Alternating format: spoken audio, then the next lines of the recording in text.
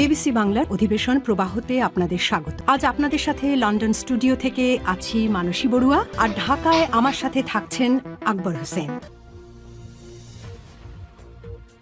বাংলাদেশের সর্বশেষ গুরুত্বপূর্ণ আপডেট সংবাদে আপনাকে স্বাগত। শুরুতেই সংবাদ শিরোনাম, পরে বিস্তারিত। প্রথমে জানাবো আমাদের হাতে থাকা সর্বশেষ গুরুত্বপূর্ণ সব থেকে তাজা আপডেট সংবাদ। 2857 পূজা মণ্ডপের নিরাপত্তায় 430 প্লাটুন বিজিবি মোতায়েন। দুর্গাপূজা উপলক্ষে দেশে যেন নিরাপত্তা অবনতি না হয় সেজন্য বেসরকারি প্রশাসনকে সহায়তার জন্য 430 প্লাটুন বিজিবি মোতায়েন করছে সরকার। এরপর জানাবো ক্ষমতা এলে ভাঙাচোরা শিক্ষা ব্যবস্থা আর রাখা হবে না বললেন জামাতের আমির। বাংলাদেশ জামাত ইসলামের আমির বলেন, ইসলাম যদি ভবিষ্যতে ক্ষমতায় আসার সুযোগ পায় তাহলে তিনটি প্রধান বিষয়ে গুরুত্ব দিয়ে কাজ করার অঙ্গীকার করেছেন দলটির আমির ডক্টর শফিকুর রহমান আজ রাজধানীর কাকরাইলে অবস্থিত institute of diploma engineers Bangladesh IDEB ভবনে forum of diploma engineers Bangladesh FDEB এর বার্ষিক কাউন্সিল অধিবেশনে প্রধান অতিথির ভাষণে তিনি এই অঙ্গীকার ব্যক্ত করেন। এদিকে রাজনৈতিক দলগুলোকে সফরে যুক্ত করায় বাংলাদেশে ঐক্য প্রকাশ পেয়েছে বললেন মির্জা ফখরুল। জাতিসংঘের সাধারণ পরিষদের ৮০তম অধিবেশনে প্রধান উপদেষ্টা ড মোহাম্মদ ইউনূসের ভাষণকে স্বাগত জানিয়েছেন বিএনপির মহাসচিব মির্জা ফখরুল ইসলাম আলমগীর। আজ বাংলাদেশ সময় অন্তর্বর্তীকালীন সরকারের প্রধান উপদেষ্টা হিসেবে টানা দ্বিতীয়বার বিশ্বমঞ্চে বক্তব্য দেন ড মোহাম্মদ ইউনূস। এবারে জানাবো কেমিক্যাল গোডাউনে অগ্নিকাণ্ডে আহত ওয়্যারহাউস ইন্সপেক্টর নাইম মারা গেছেন।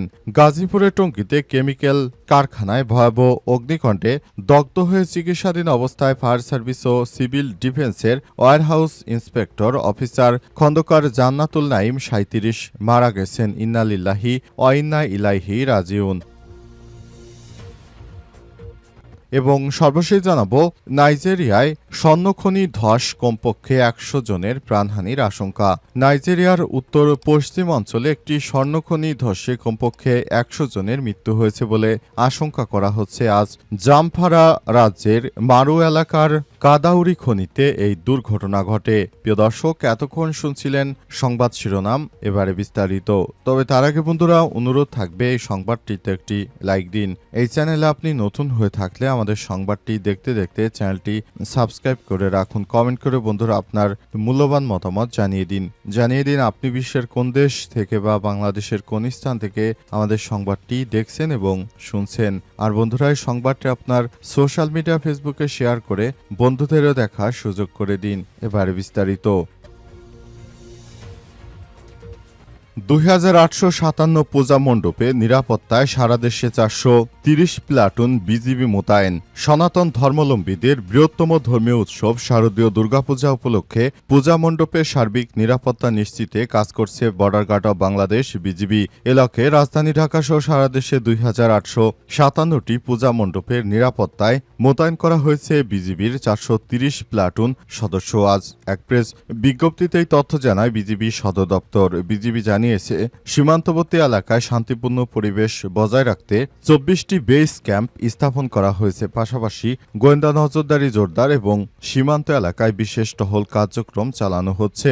তথ্য অনুযায়ী বিজিবির নিরাপত্তাধীন সীমান্তবর্তী ও পার্বত্যবর্তী এলাকায় 1411টি এবং সীমান্তবর্তী এলাকার বাইরে 1446টি পূজা মণ্ডপ রয়েছে। সীমান্তের বাইরে পূজা মণ্ডপগুলোর মধ্যে রাজধানী ঢাকা, নারায়ণগঞ্জ ও গাজীপুর সিটি কর্পোরেশন এলাকায় রয়েছে 441টি, চট্টগ্রাম মহানগরী এবং পার্শ্ববর্তী এলাকায় 694টি এবং দেশের অন্যান্য স্থানে রয়েছে 311টি পূজা মণ্ডপ। বিজিবি কর্তৃপক্ষ জানিয়েছে পূজা উপলক্ষে যে কোনো ধরনের অনাকাঙ্ক্ষিত ঘটনা প্রতিরোধে বিজিবির গোয়েন্দা নজরদারি শক্তিশালী করা হয়েছে। একই সঙ্গে সীমান্ত এলাকায় বিশেষ টহল পরিচালনা কার্যক্রম করা হচ্ছে। বিজিবি জানিয়েছে দেশের জনগণ যাতে নির্বিঘ্নে এবং শান্তিপূর্ণ পরিবেশে দুর্গাপূজা উদযাপন করতে পারে সেই লক্ষ্যে তারা সারা দেশে স্থানীয় প্রশাসনকে বাহিনীকে আরও শক্তিশালী করার লক্ষ্যে তারা একযোগে কাজ করছে। বিজিবি জানিয়েছে তারা একসঙ্গে মিলেমিশে কাজ করবে এবং ভবিষ্যতে তারা কাজগুলো সফল করতে একসঙ্গে মিলেমিশে পুলিশ বাহিনীকে সবসময় সহায়তা করতে প্রস্তুত। পূজার সময় যেন কোনোরূপ সংঘর্ষের ঘটনা না ঘটে সেজন্য বিজিবির সদস্যরা প্রস্তুত। ক্ষমতা এলে ভাঙাচোরা শিক্ষা ব্যবস্থা আর রাখা হবে না বলছে জামাতের আমির।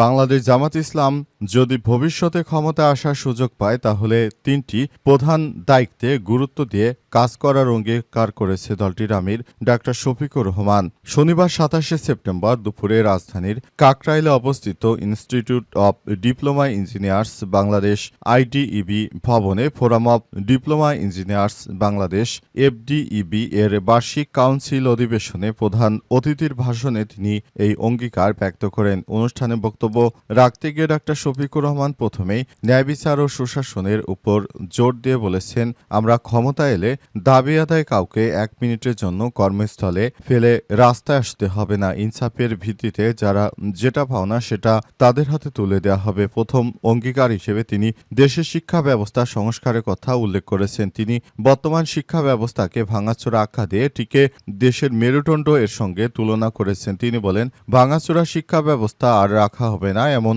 শিক্ষা ব্যবস্থা চালু করা হবে যাতে মানুষ কেবল জ্ঞান নয় নৈতিকতা শিখবে। যে শিক্ষা দুর্নীতি ও অর্থনৈতিক জন্ম দেয়, অনৈতিকতা জন্ম দেয়, সেই শিক্ষাকে বিদায় জানাতে হবে এবং এমন শিক্ষা দেয়া হবে যাতে মানুষ প্রকৃতপক্ষে তারা প্রকৃতভাবে শিক্ষা অর্জন করতে পারে। তিনি বলেন, আমি যেহেতু একজন ডাক্তার মানুষ, সুতরাং বুঝতেই পারছেন শিক্ষার গুরুত্ব আমার কাছে অনেক বেশি।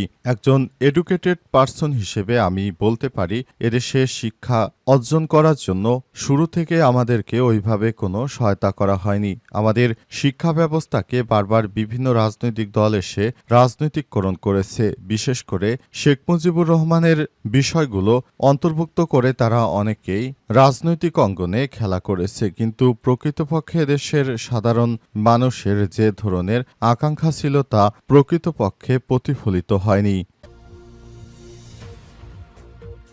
রাজনৈতিক দলগুলোকে সফরে যুক্ত করায় বাংলাদেশে ঐক্য প্রকাশ পেয়েছে বললেন মির্জা ফখরুল। জাতিসংঘের সাধারণ পরিষদের ৮০তম অধিবেশনে প্রধান উপদেষ্টা ড মোহাম্মদ ইউনূসের ভাষণকে স্বাগত জানিয়েছেন বিএনপির মহাসচিব মির্জা ফখরুল ইসলাম আলমগীর। শুক্রবার বাংলাদেশ সময় রাত ৯টার দিকে অন্তর্বর্তীকালীন সরকারের প্রধান হিসেবে টানা দ্বিতীয়বার বিশ্বমঞ্চে বক্তব্য দেন ড ইউনূস। সেখানে তিনি ঘোষণা দেন আগামী বছরের ফেব্রুয়ারিতেই জাতীয় নির্বাচন অনুষ্ঠিত হবে। তার সঙ্গে অধিবেশনে উপস্থিত ছিলেন বিএনপি ও জামাত এবং এনসিপির ৬ জন নেতা।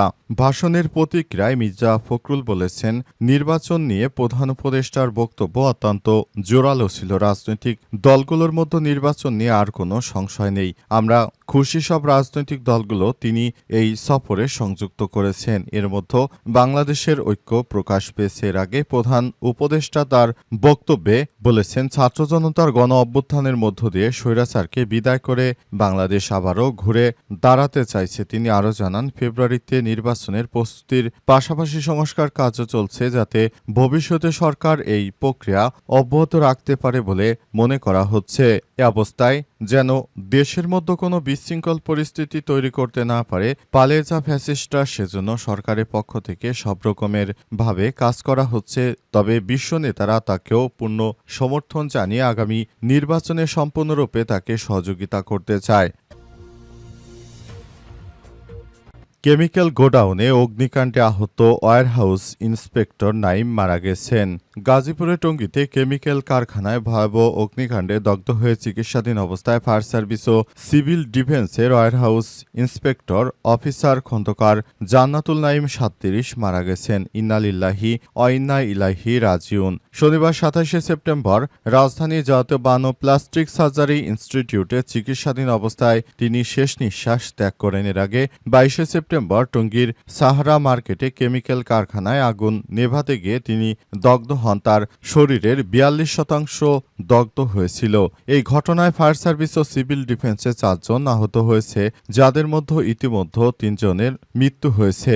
গত 23শে September fire fighter Shamim Ahmed ও 24শে September fire fighter Nurul Huda চিকিৎসাধীন অবস্থায় মৃত্যুবরণ করেন। সর্বশেষ দেশের তরে আত্মত্যাগ করলেন ওয়্যারহাউজের ইন্সপেক্টর জান্নাতুল নাইম। খন্দকার জান্নাতুল নাইম 1988 সালে শেরপুরে নকলা উপজেলার গড়দুয়ারা ইউনিয়নে খন্দকার বাড়িতে জন্মগ্রহণ করেন। তিনি মোল্লারটেক ইউনিয়ন বিদ্যালয় থেকে 2004 সালে এসএসসি ও ফুলপুর ডিগ্রি কলেজ থেকে এইচএসসি পাশ করে স্নাতক ডিগ্রি অর্জন করেছেন। 2016 সালে 24 আগস্ট তিনি বাংলাদেশ ফায়ার সার্ভিস ও সিভিল ডিফেন্সে যোগদান করেন। চাকরি জীবনে স্টেশন অফিসার হিসেবে মানিকগঞ্জ ও নারায়ণগঞ্জে ফায়ার স্টেশনে দায়িত্ব পালন করেন তিনি।